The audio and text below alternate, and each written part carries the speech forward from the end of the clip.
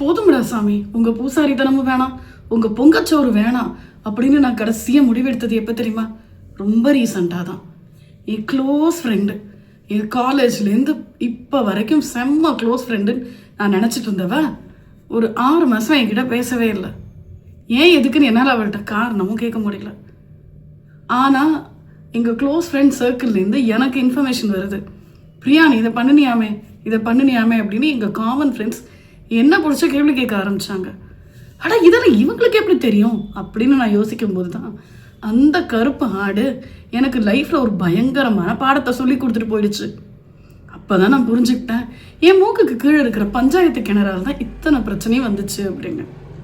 அப்போ தான் எனக்கு தோணுச்சு, இதை பற்றி உங்ககிட்டையும் கண்டிப்பாக சொல்லணும் அப்படின்னு. This video is all about over sharing. அதனால என்ன ஆகும், என்னென்ன ப்ராப்ளம்ஸ் வரும், யாருக்கிட்ட உங்கள் மனசை திறந்து ஷேர் பண்ணலாம், யாருக்கிட்ட பண்ணக்கூடாது அப்படின்னு இந்த வீடியோவில் நான் என்கவுண்டர் பண்ண அத்தனை சேலஞ்சஸையும் நான் ஃபீல் பண்ணுற எல்லா விஷயத்தையும் சொல்லியிருக்கேன். ஸோ கீப் வாட்சிங் the video till the end.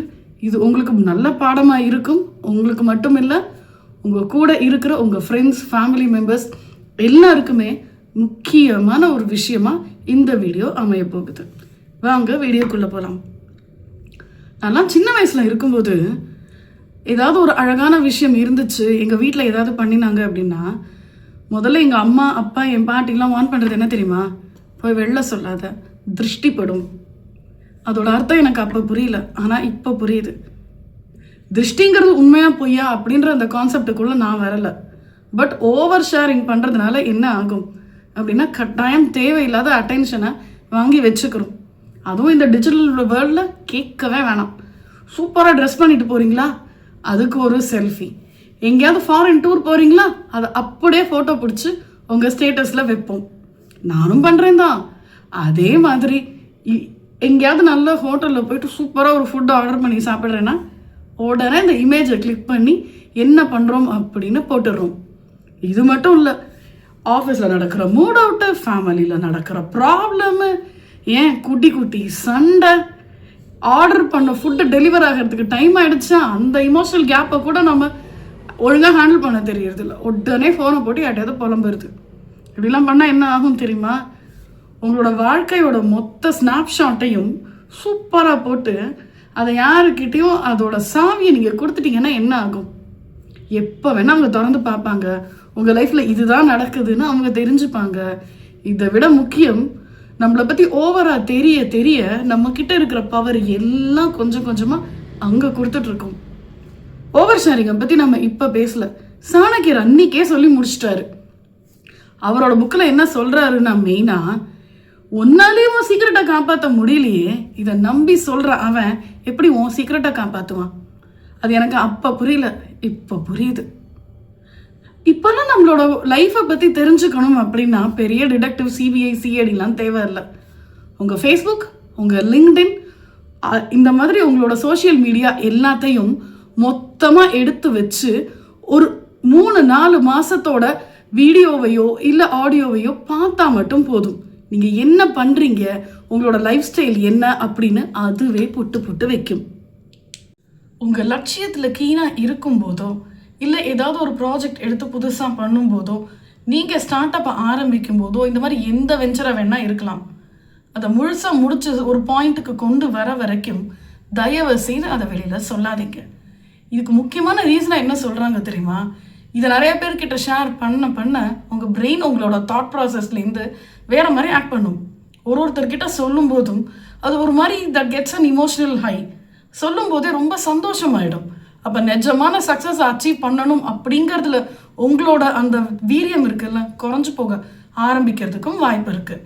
So இது நிறைய பேர்கிட்ட ஷேர் பண்ணாமல் அதை உங்கள் மைண்டு கிட்ட மட்டும் வச்சுட்டு ஃபியூ குட் பீப்புள் அவங்க கிட்ட மட்டும் அட்வைஸ் கேட்டு ஒரு விஷயத்தை முடிச்சதுக்கு அப்புறமா நீங்கள் வெளியில் ஷேர் பண்ணுறீங்க அப்படின்னா அதில் எந்த வித ப்ராப்ளமும் வரப்போகிறதில்ல.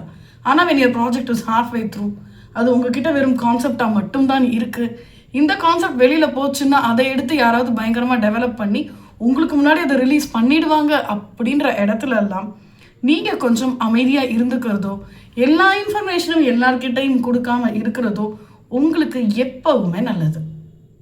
பழைய தமிழ் படத்தில் ஒரு ஃபேமஸ் டயலாக் ஒன்று உண்டு. இறைவா, நண்பர்களிடமிருந்து என்னை காப்பாற்று, எதிரியை நான் பார்த்து கொள்கிறேன் அப்படின்னு. லைஃப்பில் எதிரிக்கும் துரோகிக்கும் வித்தியாசம் என்ன தெரியுமா?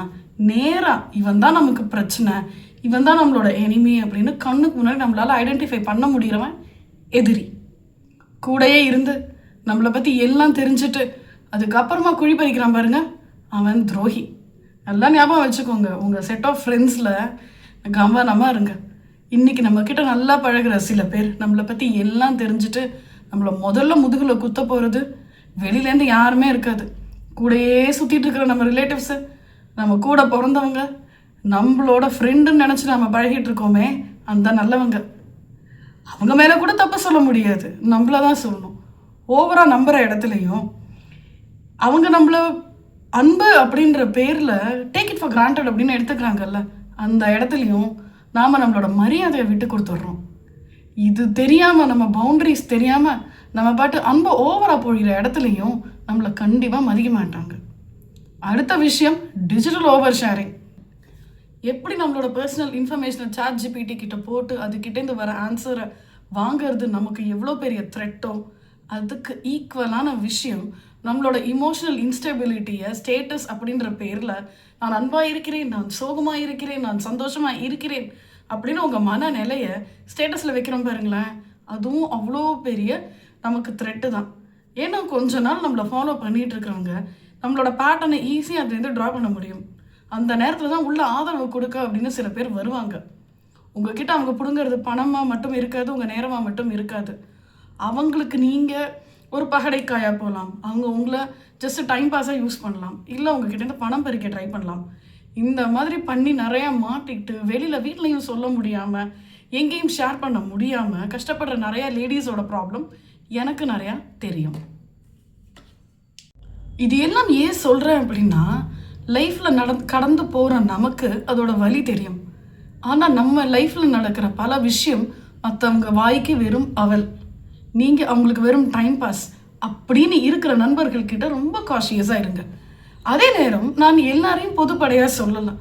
நம்மளை சுற்றி நிறையா நல்லவங்க இருக்காங்க.